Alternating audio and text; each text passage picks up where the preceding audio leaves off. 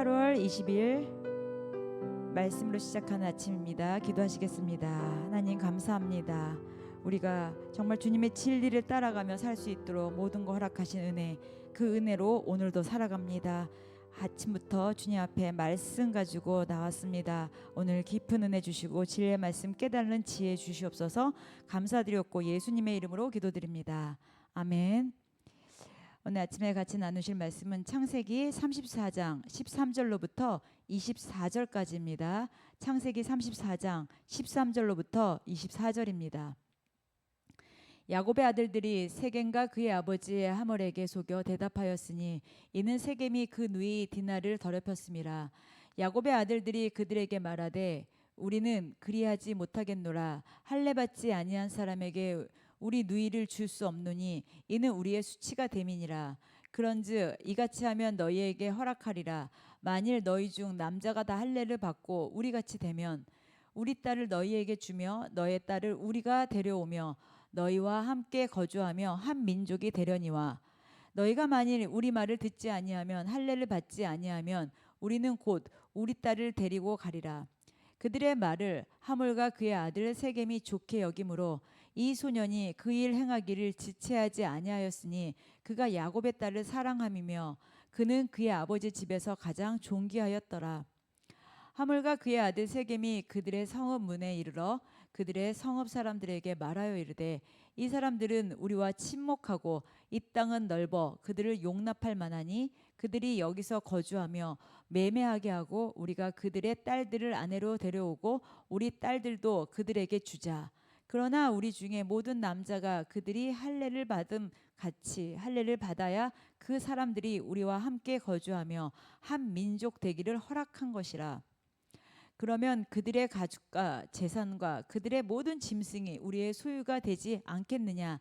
다만 그들의 말대로 하자. 그러면 그들이 우리와 함께 거주하리라.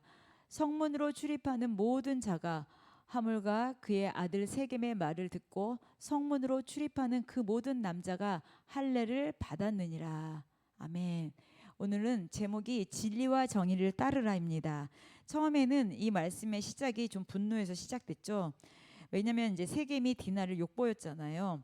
근데 이제 사실은 야곱의 아들들에게 이것이 큰 수치와 분노를 안긴 거예요. 왜냐하면 그들은 하나님의 정의를 구하지 않고 이제 사람의 꾀로 문제를 풀려고 했던 거잖아요.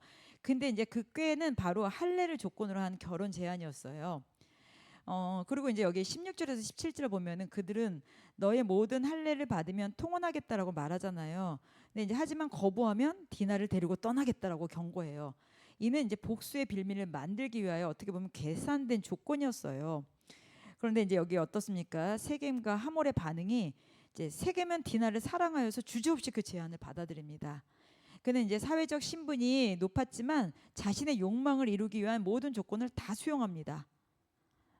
그러니까 하몰과 세겜은 성읍 사람들을 설득하면서 그들의 재산과 가축이 우리의 것이 될 것이라고, 경제적 이익이 될 거라고 막 강조를 합니다. 그러니까 이는 어떻게 보면 인간관계를 좀 계산하면서 자기네 이득을 보기 위한 세상의 가치관으로 우리가 볼 수 있는 거예요. 그래서 이제 마지막 절 보면 결국 성문으로 드나드는 모든 남자들은 할례를 받습니다. 그러니까 어떻게 보면 겉으로는 이제 평화와 연합을 이루는 일 같지만 실상은 좀 비극의 전초입니다. 그러니까 잘못된 동기와 거짓된 약속으로 연합을 이루어지는데 이건 결국 무너지게 되는 거예요. 결국 무너지게 되는 것입니다. 그러니까 이 거짓과 속임수는 이게 선하게 이어질 수가 없어요. 나중에는 이게 갈등을 겪게 되고 파괴를 하게 됩니다. 그러니까 우리도 가끔 보면 어떤 세상의 방식이나 이득을 위하여 눈앞에 보이는 거로 현혹될 때가 많이 있죠. 그러나 하나님께서는요, 거짓과 속임수가 아닌 좀 천천히 가는 것 같아도 진리와 정의, 이 진리와 공의, 이것을 따르는 삶을 원하십니다. 우리가 혹시 내가 삶을 살아가는데 내 방식이 요행이나 어떤 눈속임이나 앞에 보이는 좋은 것, 세상적인 것을 택하면서 그것을 합리화하고 그런 적은 없으신가요? 이 오늘 내용을 보면서 우리 안에서 어떨 때 보면은 세상의 방식과 결합하면서 앞으로 더 파괴가 몰려온다 할지라도 내 눈앞에 보이는 것 때문에 내가 이것을 선택할 때가 종종 있는데요. 하나님께서 정말 기뻐하지 않습니다. 하나님의 백성은요, 상처와 분노 앞에서 인간적인 방법이 아니라 누구의 정의요? 하나님의 정의. 또 누구의 공의요? 하나님의 공의. 이 거룩한 방식을 붙잡고 나가는 것을 기뻐합니다. 우리가 내 방법, 내 생각, 내 지혜, 내 열심, 내 능력이 아닌 하나님을 전적으로 의지할 때 그 진리 안에서 참된 정의가, 하나님의 공의가 나타내는 것입니다. 그것은 지금은 당장 눈에는 손해보는 것 같아도 더 좋아지고 더 좋아지고 선을 이루면서 하나님은 합력하여 선을 이루어 가십니다. 오늘 이 말씀 가운데 내가 어떠한 분노나 어떠한 그 속임수로 인해서 조건을 제시하고 협상을 하면서 그 사람들을 세상적으로 설득하지만 중요한 것은 우리가 하나님은 속일 수 없다는 것입니다. 오늘 이 말씀 기억하시면서 우리도 오늘 주님의 진리 안에서 바르게 주님의 말씀 가운데 따라가시는 여러분들 되시기를 예수님의 이름으로 축복합니다. 기도하시겠습니다. 하나님 감사합니다. 오늘 우리 안에서 가장 좋은 것은 주님의 것, 주님의 그 능력, 주님의 진리, 주님의 말씀을 따르는 것인데 아직도 내가 내 것을 원하고 내 눈에 보이는 요행을 따르고 있으면 회개합니다.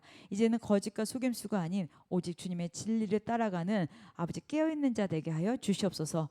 오늘도 귀하고 복된 날 주님의 은혜 감사드렸고 예수님의 이름으로 기도드립니다. 아멘.